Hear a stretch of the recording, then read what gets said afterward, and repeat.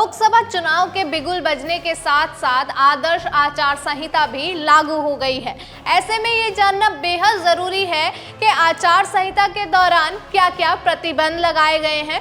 तो आज इस रिपोर्ट के माध्यम से हम आपको बताएंगे कि आचार संहिता के दौरान क्या क्या प्रतिबंध लगाए गए हैं और जरूरी बातें क्या हैं। तो आइए शुरू करते हैं। सबसे पहले, किसी भी सार्वजनिक स्थान पर 5 या 5 से अधिक व्यक्ति एकत्रित नहीं होंगे। यानी कोई भी सार्वजनिक जगह है तो वहां पर 5 या 5 से अधिक लोग इकट्ठा नहीं होंगे। उप जिलाधिकारी प्रशासनिक मजिस्ट्रेट की लिखित अनुमति के बिना किसी प्रकार की कोई बैठक या जुलूस नहीं निकलेगा। यानी कि अगर आपको कोई बैठक अरेंज करनी है या आपको कोई रैली निकालनी है या जुलूस निकालना है, उसके लिए आपको उप जिलाधिकारी या प्रशासनिक मजिस्ट्रेट की लिखित अनुमति बेहद जरूरी है। किसी व्यक्ति वर्ग अथवा समुदाय को लेकर कोई भड़काऊ वक्तव्य नहीं दे सकेंगे, ना ही किसी प्रकार के इशारे कर सकेंगे। अगर आप ये सोच रहे हैं कि किसी व्यक्ति वर्ग या समुदाय को लेकर आप भड़काऊ बयान दे सकते हैं, तो ऐसा बिल्कुल नहीं कर सकेंगे, साथ ही इशारे भी नहीं कर सकेंगे। किसी प्रकार के प्रचार के लिए उप जिला मजिस्ट्रेट, नगर मजिस्ट्रेट, सहायक रिटर्निंग ऑफिसर की अनुमति जरूरी होगी। अगर आपको कोई प्रचार करना है तो उसके लिए आपको उप जिला मजिस्ट्रेट, नगर मजिस्ट्रेट, सहायक रिटर्निंग ऑफिसर या रिटर्निंग ऑफिसर की परमिशन जरूरी होगी। कोई भी व्यक्ति अफवाहें नहीं फैलाएगा, ना ही नोटिस, ना ही पर्चे और ना ही इश्तिहार के माध्यम से ऐसी कोई सूचना प्रसारित करेगा जिससे पारस्परिक द्वेष फैलने की संभावना हो। 3 वाहनों से अधिक के काफिले पर पूर्ण प्रतिबंध रहेगा। पूर्व लिखित अनुमति प्राप्त किए बिना सार्वजनिक सभा नहीं कर पाएंगे। यह प्रतिबंध शादी, विवाह एवं मृत्यु आदि पर लागू नहीं होगा। यानी कि अगर आपका काफिला 3 गाड़ियों से अधिक का है तो इस पर पूर्ण प्रतिबंध रहेगा और पूर्व लिखित अनुमति प्राप्त किए बिना, यानी कि आपके पास पहले से ही रिटर्न में परमिशन होनी चाहिए, तभी आप सार्वजनिक सभा कर पाएंगे। अगर आपके पास लिखित में परमिशन नहीं है तो आप सार्वजनिक सभा नहीं कर पाएंगे। और ये प्रतिबंध शादी विवाह समारोह पर और मृत्यु सभाओं पर प्रतिबंध ये नहीं लगाया गया है।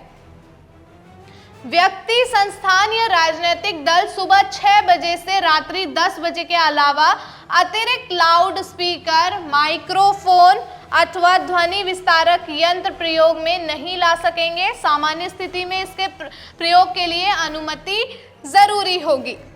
वाहनों का प्रयोग करने के लिए राजनीतिक दल, अभ्यर्थी आदि को लिखित अनुमति प्राप्त करनी होगी।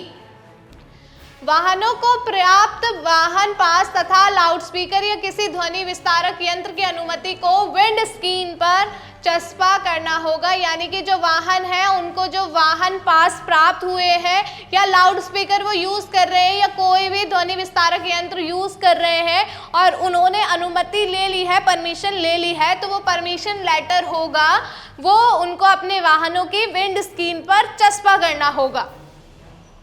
मंदिरों, मस्जिदों, चर्च, गुरुद्वारों अथवा किसी भी पूजा स्थल का प्रयोग राजनीतिक भाषण, पोस्टर, संगीत आदि समेत निर्वाचन प्रचार में नहीं किया जाएगा। यानी कि कोई भी पूजा स्थल है, चाहे मंदिर है, मस्जिद है, चर्च है या गुरुद्वारा है, उसका प्रयोग राजनीतिक भाषण में नहीं कर सकते हैं, ना ही वहाँ पर पोस्टर या संगीत का ऐसा कोई कार्यक्रम जो निर्वाचन प्रचार का है वो नहीं कर पाएंगे।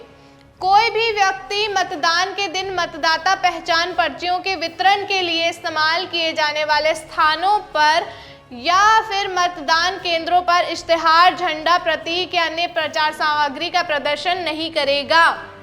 मतदान केंद्रों पे कोई भी इश्तिहार, झंडा, प्रतीक या अन्य प्रचार सामग्री जो इलेक्शन से या उम्मीदवारों से रिलेटेड है उसका प्रदर्शन नहीं किया जाएगा।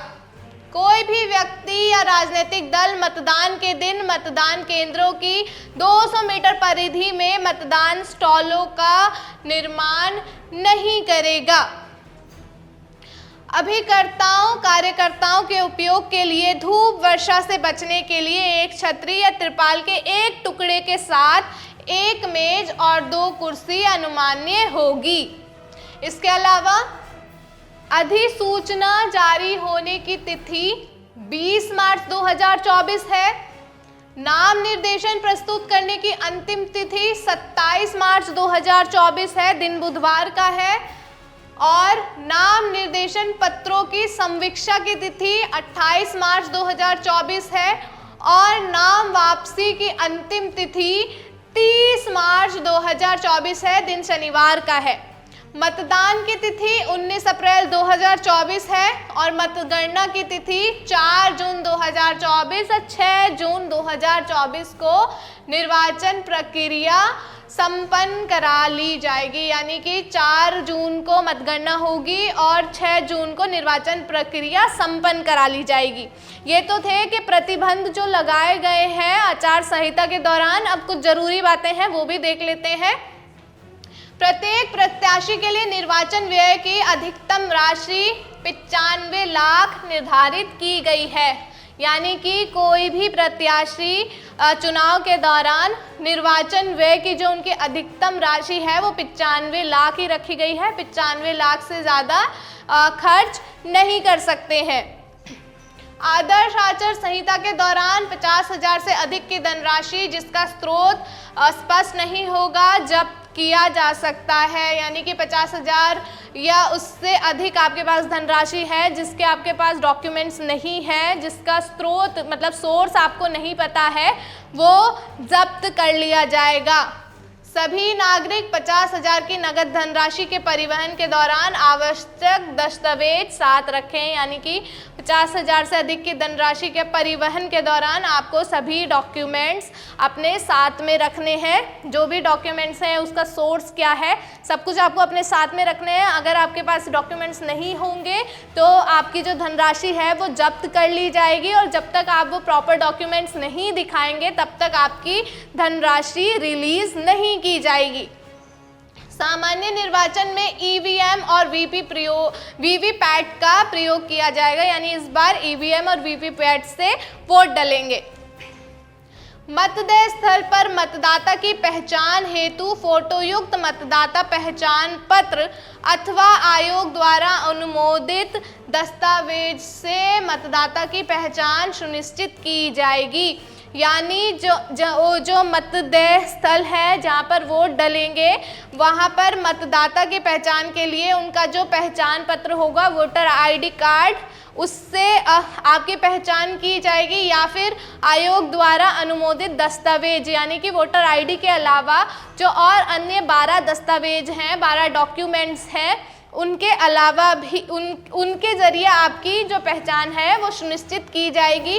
और वोटर आईडी कार्ड से अलावा कौन से 12 दूसरे डॉक्यूमेंट्स हैं वो भी हम आपको दूसरी वीडियो में बताएंगे।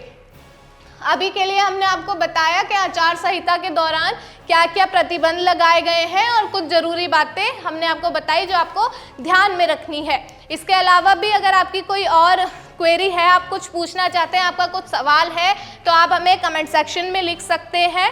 जो भी जानकारी होगी आपको प्राप्त करा दी जाएगी। और ये वीडियो के बारे में आप क्या कहना चाहते हैं वो भी कमेंट सेक्शन में लिखें। हम फिर जुड़ेंगे आपसे किसी और अन्य विषय को लेकर, अन्य जानकारी को लेकर। तब तक के लिए आप हमसे जुड़े रहें और देखते रहें द न्यूज़ वाला नेटवर्क। धन्यवाद।